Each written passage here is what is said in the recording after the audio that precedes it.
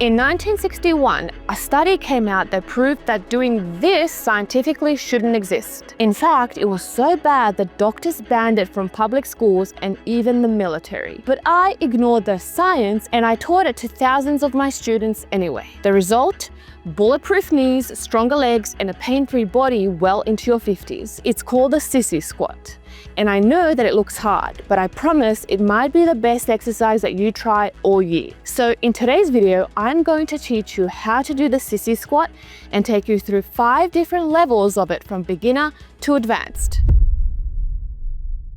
Now, you might look at this and think to yourself, there is no way that's good for your knees. Believe me, I thought so too, until I looked into the science. In 1961, Dr. Carl Klein studied a group of weightlifters who squatted deep. He measured their knee ligaments and found that deep squatting stretched knee ligaments and made the knee joint less stable over time. So on paper, the Sissy squat should be the most dangerous version of the movement that Klein ever studied. But today, this squat is done by Olympic champions, IFBB pros, and legendary coaches like Brandon Curry, Lee Priest, and Vince Gironda. And you see, Carl's study had a flaw that's honestly kind of embarrassing once you hear it. Carl measured those knee ligaments using a device that he built himself, which means that there was no standard instrument other researchers could use to check his work. So when researchers eventually did look deeper using standardized tools, they found the opposite of what Klein claimed. Deep squatting wasn't linked to knee instability at all. If anything, people who squatted deep regularly tended to have stronger and more stable knee joints than people who didn't. Now, the Sissy squat is just the most extreme version of this. But that doesn't mean that there is no danger in doing this squat. Because normally when you do a squat, you send your hips back and then you go down. And so therefore your quads, your glutes, and your hamstrings work together to hold that posture. But when you do a Sissy squat, your hips push forwards into extension instead of going back, and your torso leans away from your knees. So your entire body weight lands on your quads. This doesn't make the movement dangerous. This just means that doing it wrong can be dangerous since your entire body weight lands on one part of your body. That's why before you attempt the Sissy squat, we need to prep your body. So before I take you through the 5 different levels of the Sissy squat, let's go through a 2-minute warm-up to prepare you for it. We are going to start with heels elevated cyclist squats. You're going to elevate your heels slightly and you're going to do a deep squat. Control the descent and then drive back up through the balls of your feet. If you are struggling, hold onto something for support or keep a rolled towel under your heels. Do 3 to 4 sets, 10 to 12 reps with a slow 3-second lowering phase. Then give me some split squats. You're going to step into a lunge position. If you've got a slant board or some weight plates, elevate your front foot up on that. This just slightly decreases the range of motion and allows you to get into that position more freely. 3 sets per leg, 5 to 8 reps, nice and slow. On your last rep, pause at the bottom for 5 seconds before you drive back up. Then we are going to do a long step reverse lunge. You're going to take a long controlled step backwards with one foot, landing on the ball of your foot. Bend both knees to create 90-degree angles.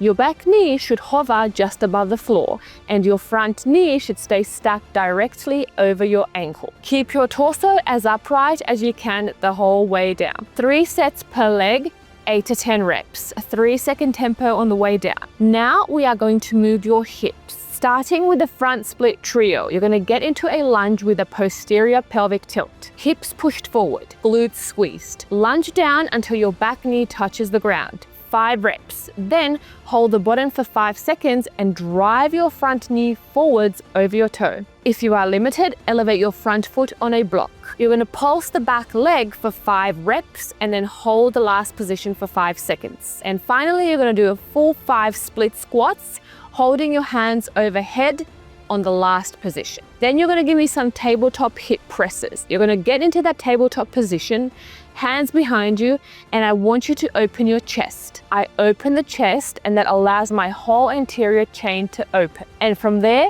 you are just going to press your hips up to the sky, stretching out your hip flexor. You're going to do 5 reps of that. And then do 5 reps of driving the knees all the way forwards as far as you can. So you can see that deep stretch in the shoulders as well as the hips. And you are going to feel it in your quads as well. And then you are going to hold it for 5 seconds in that last position. Okay, now that you are warmed up, here's how to do the sissy squat step by step. First, you're going to stand tall next to a sturdy post, a Smith machine, a wall, a squat rack. This is to provide some stability and let your arms help support your weight while you learn the move safely. You're going to grip lightly, raise onto the balls of your feet, and push your hips forward by squeezing your glutes. If you feel your hips sinking backwards instead of staying pushed forwards, that means that you are sliding into a normal squat pattern without realizing it. So you are going to reset and you're going to squeeze those glutes again and keep your hips pinned forward before you go any further. Then you're going to let your knees travel out past your toes and start leaning your torso back as you lower. Watch your knees as you lower. If they start drifting in towards each other, that's your body telling you that those stabilizing muscles around the knee joints aren't quite ready for this range yet. So slow down and only go as deep as you can hold that alignment. Actively try to push your knees out. When you get to this level, your quads are probably going to burn a little, and that's normal because this exercise isolates them more than almost anything else that you will do. Your calves and your ankles might feel it too,